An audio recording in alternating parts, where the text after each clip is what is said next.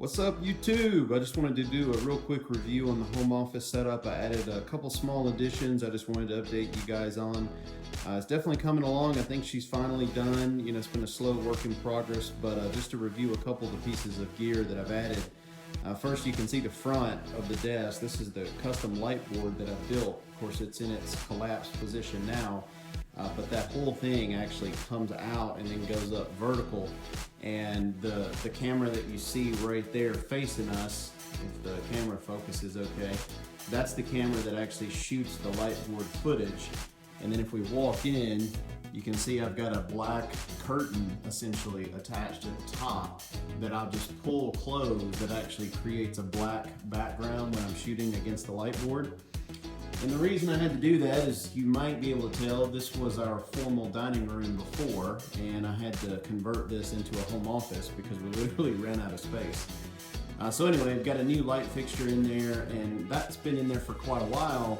The only issue was that was the only source of light that I had to play with in this entire room. So a lot of the stuff that we do is shooting videos and using, you know, Final Cut Pro and Premiere, and doing chroma effects against a green screen. And honestly, if you don't have adequate lighting, it's a lost cause. So you really do have to have solid lights with no shadows and get it all dialed in right. So my issue was I had one light source, I had no adjustability. I mean, they're literally just hanging there. You know, I thought about doing Philips Hue, but that really wouldn't fix anything. That would just allow me to dim them. So basically, you can see these two lights that I've got. There's one right there and there's one on this side. Those are the newest addition to the office, and these are the Elgato key lights, and I'll leave a link to all the gear that I reference in this video in the description. But these key lights are awesome, and you know, there's several different ways you can go with getting lights for a studio. I mean, clearly you've got the box lights that you can get that come on a tripod, but as you can tell, I'm kind of somewhat limited already with real estate on either side of this desk. I actually did build this desk from scratch. I was pretty impressed with the way it came out. It's my first woodworking attempt, and I think it actually worked really nice because I needed a desk that would actually fill up this office. You know, what used to be the dining room, and the issue was the stand-up desk that I had was just so small. It was designed for, you know, just to go up against a wall or up against a corner, and it really wouldn't fill the room. So I built this really large on purpose to really take up some of the real estate in this room.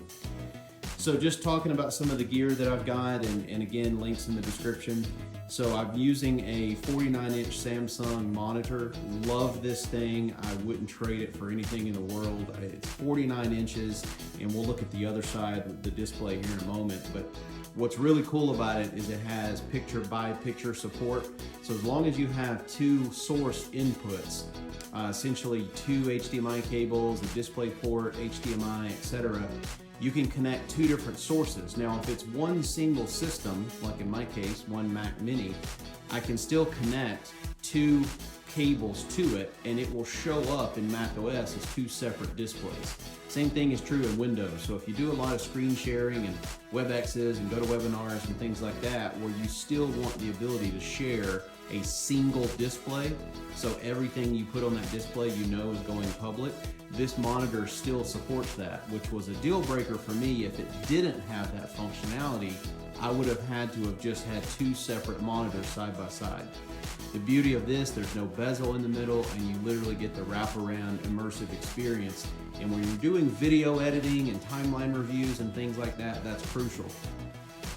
So you can also see, since we do video editing, I've got an eGPU. This is a Blackmagic eGPU Pro.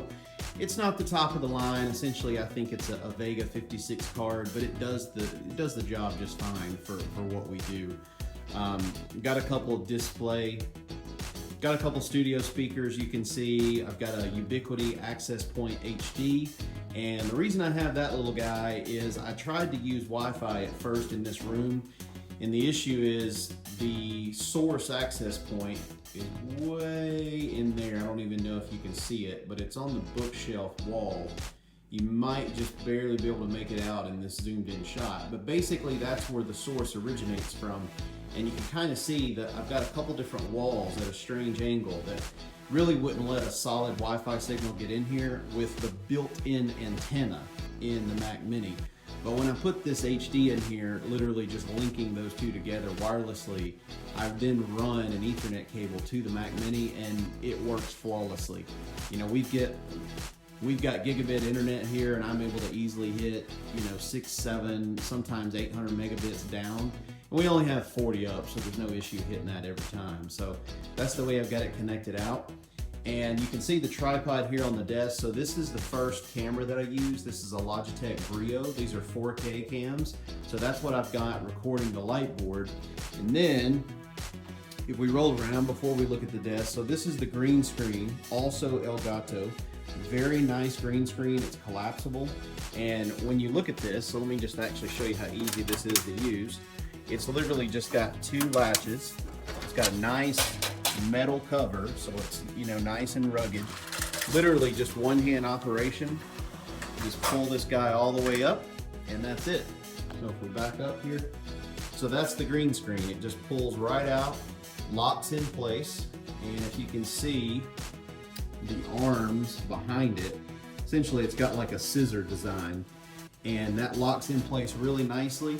And it's perfect for shooting video against a green screen that you're going to later in post editing add some chroma effects to remove the background and superimpose you over to like a template or something like that. So this works great for that. And for my case, I liked it because when I wasn't using it, again, just drop it down in here, close it, latch it back, and it's out of the way. Right, nice and clean setup. Now, plenty of ways you could do green screens as well. I mean, technically I could have draped this whole wall in a green screen, but something tells me the wife wouldn't have approved of that. So this is a nice little, compromise. Also, a lot of people have asked about this. So this is my backdrop anytime I'm on webcams. And this is a solid piece of steel, which I think Redline Steel is the manufacturer of this. I'll link in the description as well, but I absolutely love this. I think it's super unique, and they've got a ton of different flavors of this with different colors. And this was essentially the firefighter version. So it's got the black on red on silver, and it looks really, really nice.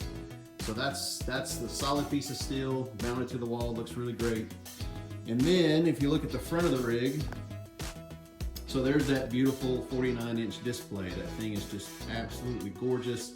The resolution on this sucker is, so technically it's not 4K just because the height doesn't provide 2160p, essentially the vertical pixels. So the resolution on this is 5120 by 1440. So it's still above a 1080p, and it's certainly much wider than a 4K, but it's not quite as tall as a typical 4K. So for me, I love it. I think it's a perfect setup here, especially when it's eye level. You can have tons of windows open on one view, and as with any Mac or Windows, then you could set up virtual desktops and swipe between different workspaces. So it's a really solid monitor. Also, you can see the Mac Mini that I've got, and this is basically the spec'd out Mac Mini. If it was an option, I added it. So it's got all the built-in 10 gig Ethernet ports. It's got, the higher end i7 processor. And I didn't upgrade the RAM when I ordered it. I did that, after the fact, because it's just, astronomical prices when you try to upgrade RAM directly from Mac, or directly from Apple. So I did that after the fact, and it was really easy to do. And we talked about the studio speakers that I've got. I'll leave a link to these on Amazon, but they sound phenomenal. And if you can't tell, they basically match the space gray of the Mac perfectly. Got these little covers that just pop right off with magnets. So very, very clean look. I've kind of dabbled going back and forth if I like the covers on or not, because they look really nice even without the covers, but they're just a little magnet that stick on. Really solid speakers, sound really, really great. Got the Google Home, so we're definitely a Nest house. I've got a problem apparently with Nest cams, but the Google Home works really well. We've got the Nest Hello doorbell, love that as well. So anytime somebody rings a doorbell, it'll show me a video of who's there.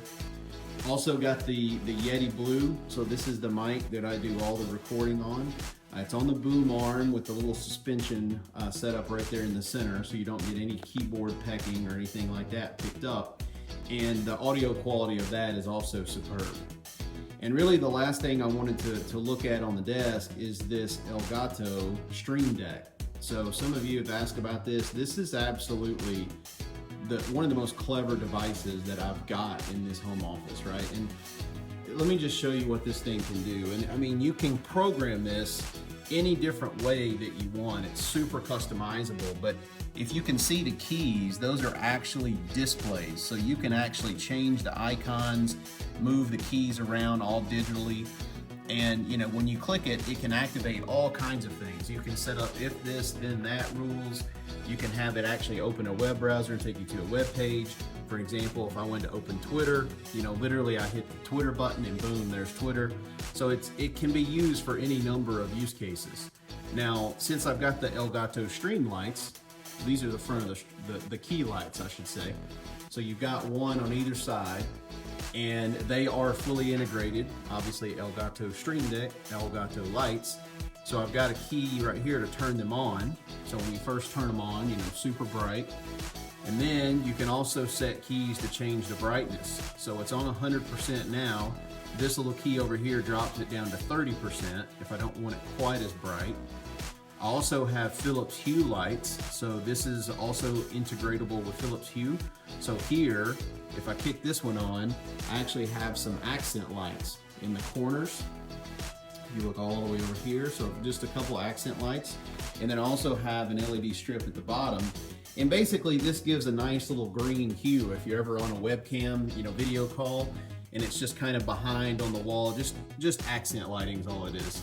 And that can activate those. So really, this is originally designed for when you're doing streams, because you can have lower thirds and different scenes and link all that on keys. And literally all you do is just flick between the two. If you want to throw up your lower thirds, it's just a button press and you can still focus on the audience.